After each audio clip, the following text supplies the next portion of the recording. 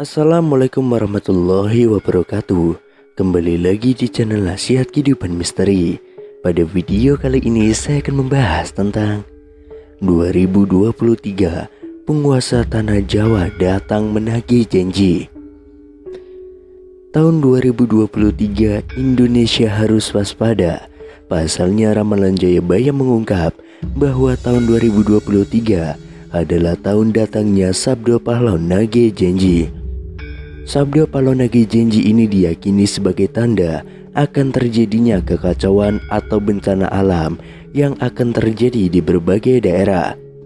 Wong Jawa wis ilang Jawane adalah ungkapan Jayabaya yang menyebut tanda-tanda Sabdo Pahlawan datang memomong masyarakat Jawa yang sudah kehilangan spiritualitasnya. Berdasarkan ramalan Jayabaya mengungkapkan bahwa masyarakat Jawa menunggu datangnya masa Sabdo Pahlawan Nagih Janji. Kemudian kekacauan merajalela di mana-mana. Tercatat dalam ramalan Jayabaya dalam serat Sabdo Pahlawan Pupuh 4 bersumpah akan muncul kembali sebagai pamomong tanah Jawa setelah 500 tahun runtuhnya kerajaan Majapahit.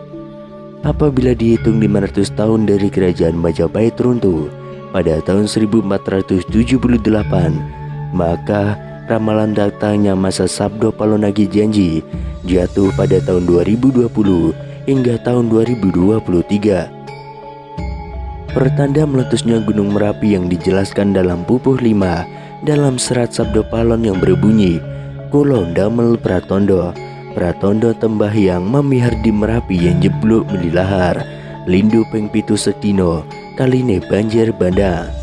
Yang artinya, saya akan membuat pertanda sebagai janji teguh saya. Apabila Merapi sudah meletus, mengeluarkan lahar, dan terjadi gempa bumi 7 kali dalam sehari, serta banjir bandang akan datang. Kemudian dalam serat Sabdo Pahlawan Pupuh 13 disebutkan akan ada ombak munggah daratan yang artinya merujuk pada sebuah bencana tsunami. Berdasarkan Pupuh 11 dalam serat Sabdo Pahlawan disebutkan panggeblo engkang pinangkung lelorong ngombro-ngombro enjang sugeng sonten praloyo, yang artinya akan datang wabah mengerikan merajalela di mana-mana. Paginya orang-orang masih hidup, sorenya banyak yang mati. Selain itu, akan ada juga kejadian sosial di mana perpolitikan akan memanas di tanah Jawa sehingga Indonesia menjadi carut-marut. Hal tersebut lantaran adanya egosentrisme dan eksploitasi yang semakin parah. Disebutkan juga oleh Sabdo Pahlawan bahwa moral masyarakat Jawa banyak yang rusak. Dalam ramalan jangka Jayabaya bahwa masa Sabdo Pahlawan Nagih Janji ini akan terus menimbulkan kejadian alam dan sosial yang bakal terjadi secara terus-menerus hingga tahun 2056 berdasarkan waktu yang sudah diperkirakan. Tidak hanya tentang wilayah Pulau Jawa yang disebutkan oleh Sabdo Pahlawan dalam ramalan jangka Jayabaya, tapi masa Sabdo Pahlawan meliputi satu Nusantara atau Indonesia.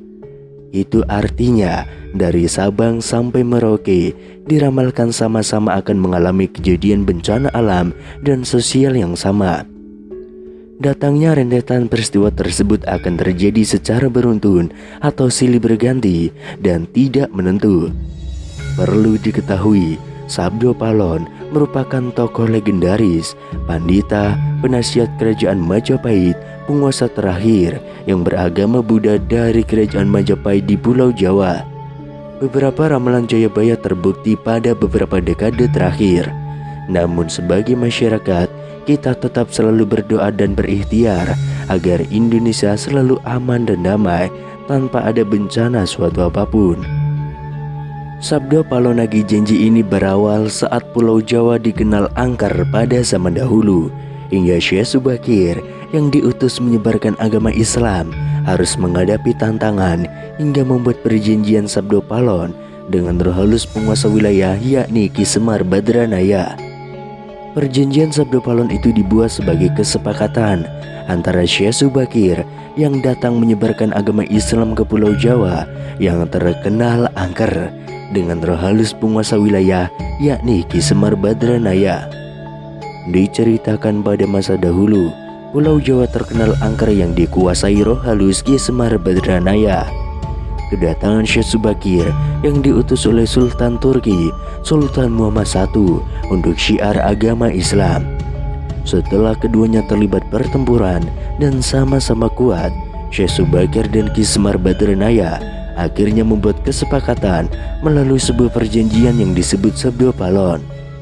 Namun kedatangan Syekh Subakir dalam melakukan syiar Islam di Pulau Jawa saat itu harus mendapat rintangan hingga harus membuat perjanjian dengan Ki Semar Badranaya sebagai roh halus sebagai danyang atau penguasa wilayah tanah Jawa.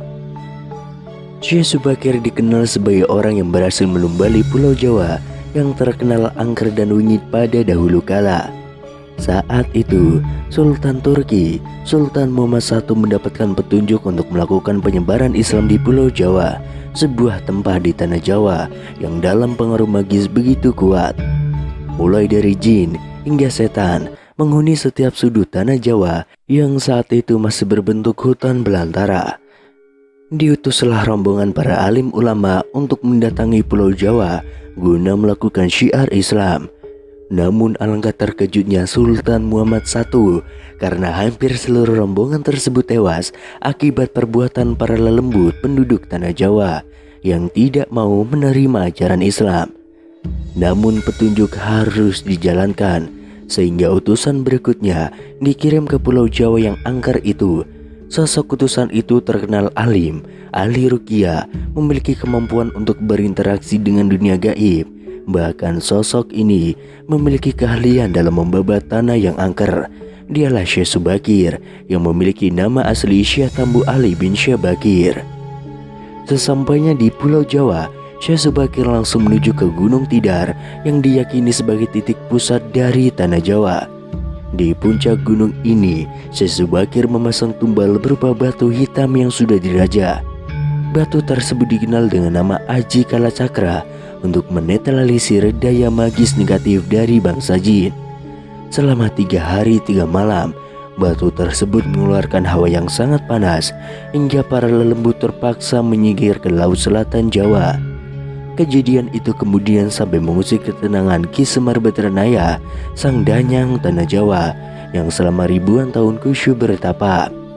Pertempuran pun akhirnya tidak terhindarkan antara Syekh Subakir dengan Ki Semar Badranaya selama 40 hari 40 malam. Namun selama pertempuran itu keduanya sama-sama kuat sampai akhirnya Ki Semar Badranaya menawarkan perundingan kepada Syekh Subakir yang mana menghasilkan sebuah kesepakatan perjanjian yang dikenal dengan sebutan Perjanjian Sabdo Palon, yang kemudian lebih dikenal dengan sebutan Sabdo Palon Nage Janji.